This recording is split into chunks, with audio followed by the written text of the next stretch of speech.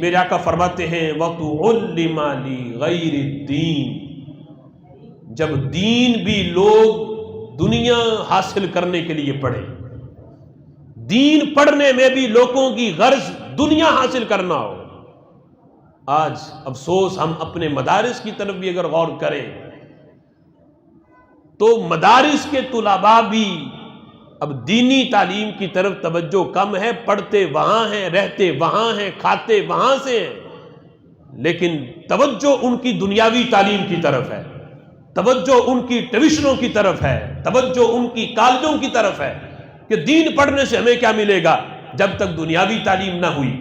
ہم دنیاوی تعلیم کے مخالف نہیں، لیکن جب دینی تعلیم کہ جب والدین کو کہا جائے نا کہ آپ اپنے بچے کو حافظ بناؤ یا اپنے بچے کو عالم دین بناؤ، تو سوال یہ ہوتا ہے کہ اس کا پھر مستقبل کیا ہے؟